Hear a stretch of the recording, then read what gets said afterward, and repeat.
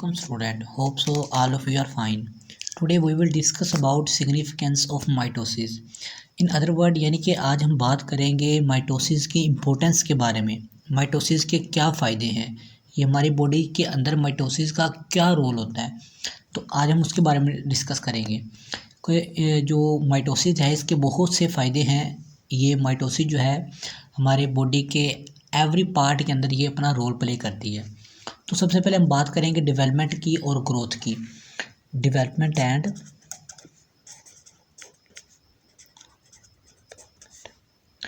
Growth. अगर मैं development and growth की बात करूं तो बेसिकली इसका मतलब ये है कि जो माइटोसिस है हमारी बॉडी के जो डेवलपमेंट है और ग्रोथ है उसके अंदर अपना रोल प्ले करती हैं। अब किस तरीके से रोल प्ले करती है, यानी कि जो सेल्स की तादाद है, नंबर ऑफ सेल्स हैं ऑर्गेनिजम्स के, नंबर्स ऑफ सेल जो हैं ऑर्गेनिजम्स के अंदर ये इंक्रीज़ होते हैं, इनकी तादाद बढ़ती है सेल्स की माइटोसिस के ज़रिए। यानी कि माइटोसिस के ज़रिए ही हमारी बॉडी के अंदर सेल की तादाद बढ़ती है। अब किस तरीके से, यानी कि एक साइंटिस्ट था रुडोल्फ विर्चो, उसने क्या कहा था कि उसने ये कहा था कि जो माइटोसिस है यानी कि जो सेल्स है, नए सेल बनते हैं हमारी बॉडी के अंदर, वो किस तरह से बनते हैं, प्रीवियसली एग्जिस्टिंग सेल से। जो पहले सेल होते हैं हमारी बॉडी के अंदर उन्हीं से एग्जिस्ट होकर सेल, वही उन्हीं सेल से क्या बनते हैं, नए सेल्स बनते हैं। और बेसिकली उन नए सेल्सों से कैसे बनते हैं, वो माइटोसिस का प्रोसेस ही सारा होता है। जिस तरीके से एक सेल से दो सेल बनते हैं, डिप्लॉयड नंबर ऑफ सेल्स बनते हैं।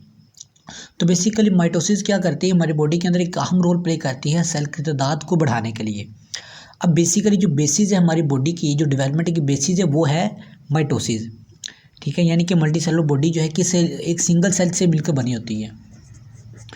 सिंगल सेल से मल्टी सेलुलर बॉडी जो है हमारी या किसी भी ऑर्गेनिजम्स की बॉडी कह सकते हैं आप मल्टी सेलुलर। अब किस तरीके से एक सिंगल सेल से मिलकर बनी होती है, यानी कि हमारी जो बॉडी है उसके अंदर एक प्रोसेस होता है जाइगोट का। जाइगोट का प्रोसेस होता है। जाइगोट क्या बेसिकली होता है, यानी कि जब मेल सेल्स और स्पर्म सेल्स और एग सेल्स मिलते हैं, स्पर्म सेल्स और एग सेल मिलते हैं, वो क्या बना देते हैं, जाइगोट। अब बेसिकली जाइगोट क्या, एक सेल से ये स्पर्म सेल, ये भी सेल है और ये भी सेल है। अब ये दो जब एक सेल मिलते हैं, दो सेल मिलते हैं, तो वो क्या बना देते हैं, जाइगोट। और ये जाइगोट जो है बेसिकल ओरिजिन होता है किसी भी ह्यूमन की बॉडी का। अगर फीमेल के अंदर ये जाइगोट नहीं बनता तो वो बच्चे की यानी कि डेवलपमेंट नहीं हो सकती, कोई भी बच्चे की पैदाइश नहीं हो सकती। तो बेसिकली ये हमारी जो बेसिस है मल्टी सेलुलर ऑर्गेनिज्म की, जो बेसिस है वो क्या चीज़ है, माइटोसिस है। तो ये था पहला पॉइंट। सेकंड पॉइंट है कि सेल रिप्लेसमेंट। किसके अंदर माइटोसिस इन्वॉल्व होती है, सेल रिप्लेसमेंट के अंदर। सेल रिप्लेसमेंट यानी कि सेल रिप्लेसमेंट का क्या मतलब है, बेसिकली जो माइटोसिस है हमारी कुछ बॉडी पार्ट्स को बनाने के तौर पर भी इन्वॉल्व प्ले करती है। यानी कि हमारी जैसे कि स्किन है। अब फर्ज करें कि जब कभी एक्सीडेंट हो जाए किसी ह्यूमन का, किसी भी लिविंग ऑर्गेनिजम्स का एक्सीडेंट हो जाता है, तो एक्सीडेंट के दौरान क्या होता है कि उसकी कुछ स्किन है वो रैप्चर हो जाती है, यानी फट जाती है, उसकी स्किन के ऊपर चोट लग जाती है। तो चोट लगने के बाद वो स्किन जो है जहाँ से वो ख़राब हुई होती है वहाँ पर आप देखोगे कुछ ही दिनों बाद नई स्किन डेवलप हो जाती है। और बेसिकली वो एग्जैक्ट कॉपीज़ होती हैं प्रीवियसली एग्जिस्टिंग सेल्स की। यानी कि जिस तरीके से नेचुरली तौर पर हमारी बॉडी की स्किन होती है, वहाँ पर फ्रैक्चर होने की वजह से, यानी कि स्किन फटने की वजह से भी फिर भी वैसी ही स्किन बिल्कुल एग्जैक्ट कॉपीज जो हमारी बॉडी के ऊपर डेवलप हो जाती है। वो तो इससे क्या पता चल रहा है कि जो माइटोसिस है हमारी बॉडी के अंदर सेल रिप्लेसमेंट के अंदर भी इन्वॉल्व होती है। अब उसके अलावा डाइजेस्टिव सेल्स का क्या मतलब है, यानी कि हमारी बॉडी के अंदर जो रेड ब्लड सेल्स मौजूद होते हैं, रेड ब्लड सेल्स। अब आपने नोट किया होगा रेड ब्लड सेल्स जो हैं एवरी 4 मंथ यानी कि 120 डेज़, एवरी 120 डेज़ के बाद जो हमारे बॉडी के ब्लड के जो सेल्स होते हैं वो क्या नए पुराने जो होते हैं वो ख़त्म हो जाते हैं और नए सेल्स जो खुद ही डिवेलप हो जाते हैं। किसी डॉक्टर से भी आपने ये सुना होगा कि हमारी बॉडी का जो ब्लड का लाइफ स्पैन है वो कितने मंथ है, अबाउट 4 मंथ है। और उसकी जगह पे नए ब्लड सेल जो है डेवलप हो जाते हैं। और बेसिकली किस तरह डेवलप होते हैं, ये माइटोसिस के ज़रिए डेवलप होते हैं, अबाउट 4 मंथ। ये आपने एमसीक्यू के तौर पर ज़हन में रखना है कि रेड ब्लड सेल्स का लाइफ स्पेन टाइम कितना है, 4 मंथ है। और उसके बाद जो सेकंड पॉइंट आ जाता है वो आ जाता है रीजनरेशन का। अब बेसिकली रीजनरेशन क्या है? रीजनरेशन का मतलब है कि नए पार्ट का बनना, हमारी बॉडीज़ के नए पार्ट्स का। मिसाल के तौर पर अब देखें कि कुछ लिविंग ऑर्गेनिजम्स ऐसे होते हैं, उनका अगर एक हिस्सा, बॉडी का एक हिस्सा कट भी हो जाए तो वो अपना बिल्कुल एग्जैक्ट कॉपी जो है, नया हिस्सा जो है वो बिल्ड कर लेते हैं, डेवलप कर लेते हैं। अब मिसाल के तौर पर जैसे कि सी स्टार ये फ़िश है, ये क्या करती है, इसके होती है 5 स्टार्स या इसको स्टार भी कहते हैं। इसकी 5 लेग्स होती हैं। अगर आप ने नो देखें, एक्सपेरिमेंटली देखें तो इसके अगर हम एक लेग को कट भी कर दें तो ये क्या करती है कि अपनी नई लेग को विद इन फ्यू मंथ या विद इन फ्यू डेज ये डेवलप कर लेती है। सी स्टार जो है, इसके अंदर इतनी एबिलिटी होती है। अब जिस तरीके से लिजर्ड है, आप कभी नोट कीजिएगा, अगर आप इसकी जो टेल होती है, इसकी टेल को अगर आप कट कर दें तो ये क्या करेगी, कुछ ही दिनों बाद वही लिजर्ड जो है अपनी टेल को न्यू डेवलप कर लेगी।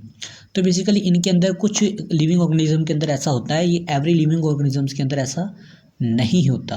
ये क्या करते हैं कि अपना उसी पार्ट को दोबारा डेवलप कर लेते होते हैं आफ्टर कटिंग। ठीक है, तो ये माइटोसिस के ज़रिए ही करते हैं। ये सारा प्रोसेस किसके ज़रिए करते हैं? माइटोसिस सेल्स के ज़रिए करते हैं। तो आपने माइटोसिस का जो सारा लेक्चर जो मैंने पीछे अपलोड किया है, आप उसको लाजमी सुन लीजिएगा कि माइटोसिस के प्रोसेस कौन कौन से होते हैं। ठीक है, वो कैसे तरीके से एक सेल से 2 सेल बनते हैं, 2 से फिर आगे मज़ीद फर्दर डिवाइड होते जाते हैं। उसके बाद आ जाता है एसेक्सुअल रिप्रोडक्शन। अब बेसिकली रिप्रोडक्शन जो है 2 तरह की होती है, एक होती है सेक्सुअल और एक होती है एसेक्सुअल रिप्रोडक्शन। बेसिकली जो सेक्सुअल रिप्रोडक्शन होती है वो होती है ह्यूमंस के अंदर या दूसरे ऑर्गेनिजम्स के अंदर, एनिमल्स के अंदर सेक्सुअल, क्योंकि उनके अंदर बनते हैं गेमेट्स की फार्मेशन होती है सेक्सुअल रिप्रोडक्शन के अंदर। जबकि एसेक्सुअल रिप्रोडक्शन के अंदर गेमेट्स की फार्मेशन नहीं होती। ये एसेक्सुअल रिप्रोडक्शन होती है डिफरेंट वेज के ज़रिए, जैसा कि बाइनरी फिशन प्रोसेस हम अपने नेक्स्ट क्लासेस में पढ़ेंगे। उसके अलावा बडिंग का प्रोसेस पढ़ेंगे और उसके अलावा हम दूसरे फ्रेगमेंटेशन का प्रोसेस पढ़ेंगे। ये कुछ प्रोसेस पढ़ेंगे जिस तरीके से रिप्रोडक्शन होती है लिविंग ऑर्गेनिजम्स के अंदर। अब बेसिकली एसेक्सुअल रिप्रोडक्शन के अंदर माइटोसिस किस तरीके से होती है? एसेक्सुअल रिप्रोडक्शन के अंदर इस तरीके से होता है कि जो ऑर्गेनिजम्स होते हैं या लाइक प्लांट्स की आप बात ही कर लें तो ये क्या करते हैं कि अपने पार्ट को दोबारा डेवलप कर लेते हैं। किसके ज़रिए? एसेक्सुअल के ज़रिए। अब हमारी जो बुक में मिसाल दी गई है वो हाइड्रा की है।